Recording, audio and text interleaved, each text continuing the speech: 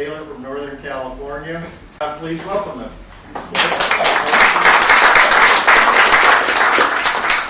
I'd like to thank you all for being here, and thank you, Eric, for having my wife and I attend your ceremony here. So we're here to share something we found a few years back. Two things, actually. We have a photograph and we have a printing block. And before I show those to you, I'm just going to give you a little background on my wife and myself. Margie, we're both Californians.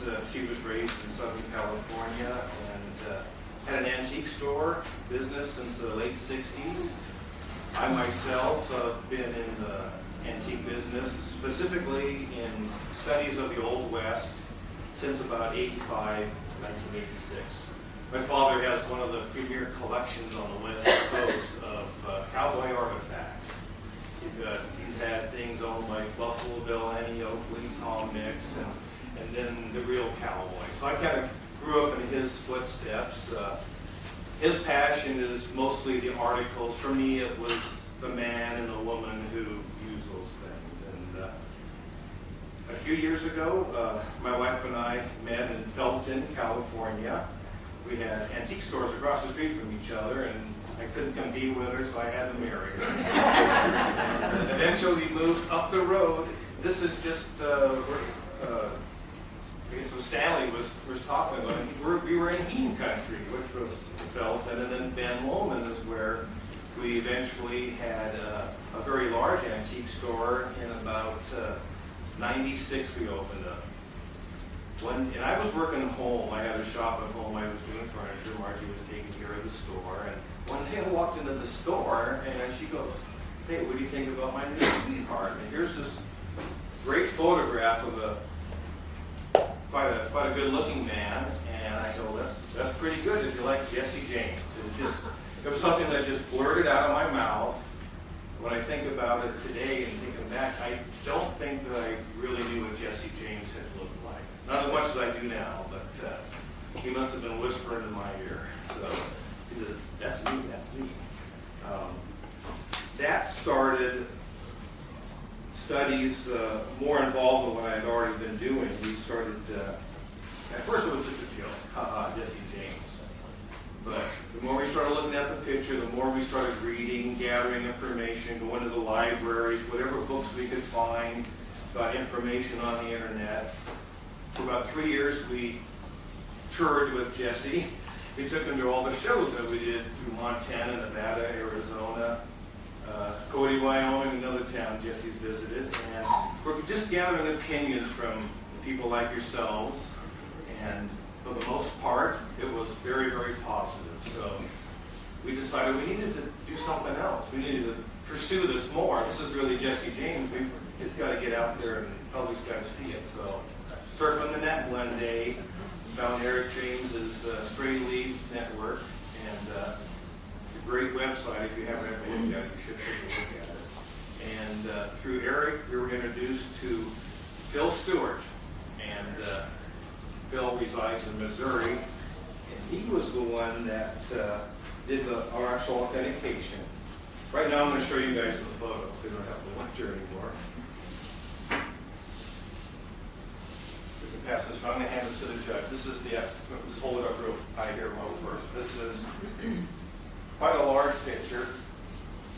It's fully painted, so it's considered a portrait photograph. This is something that was common in San Francisco. You take a look at that. Pass it around if you like. Be careful with it. The second piece that we found, we actually bought it off the internet.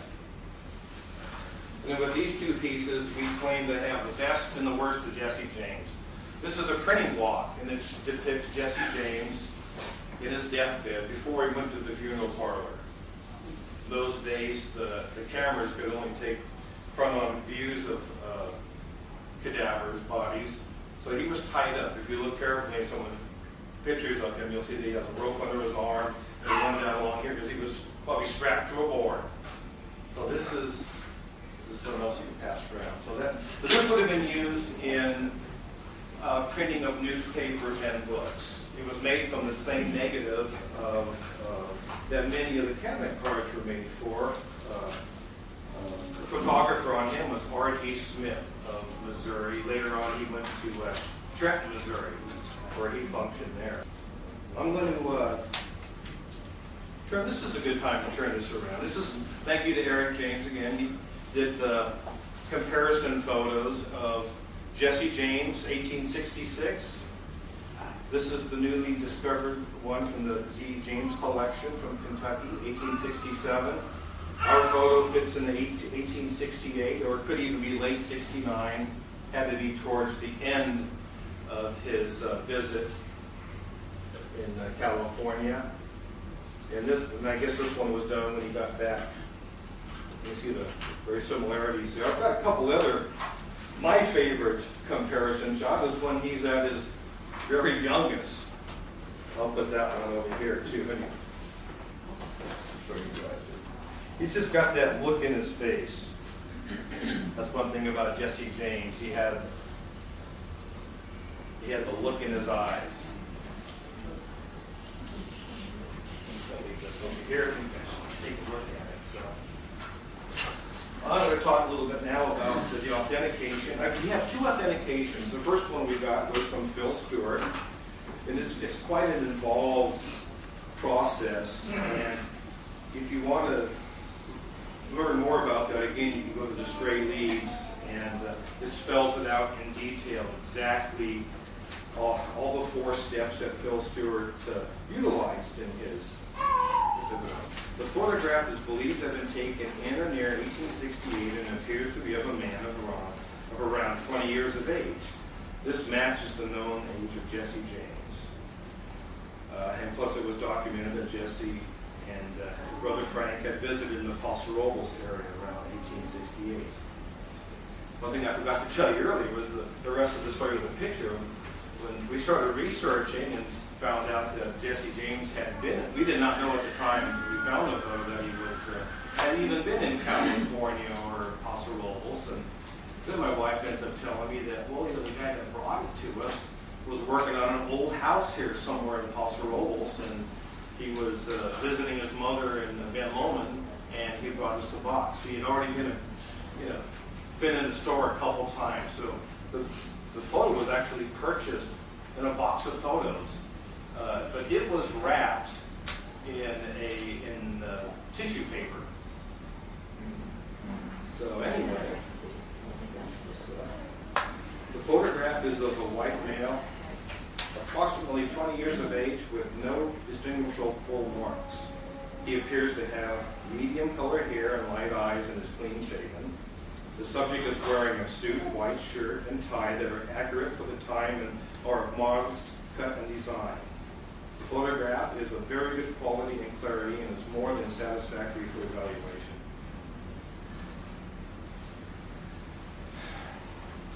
An initial visual inspection of the photograph was conducted to determine whether or not a full and detailed authentication was warranted.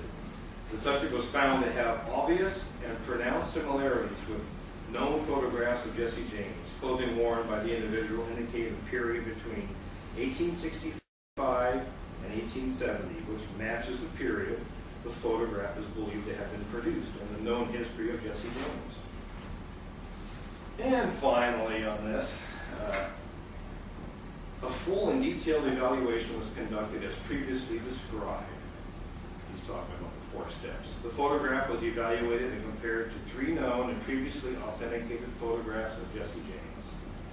His conclusion is, after conducting a full and detailed evaluation of the photograph, the aforementioned image was found to match known photographs of Jesse James by no less than 95%. All mandatory measurements were evaluated and found to have a 100% match. Of the remaining items, measurements, and features where a certain degree of tolerance is allowed, 90% were found to match those of known photographs of Jesse James. The remaining 10% could be accounted for through his age and weight loss. I believe this to be true. This is his words. Me too, though. I do believe this. I do believe this to be true, an authentic photograph of Jesse Woodson James. My confidence in these findings are near 100%. And that was his evaluation. The second one we got, the one thing that he didn't talk about, because he's not an expert, is the is the type of photograph that it was. We had to make sure the photograph was from the right period, not just the image. So we went to Karl Motz, who lives in Nevada City near Grass Valley in California. He's at the northern end of the Mother Lode area up there.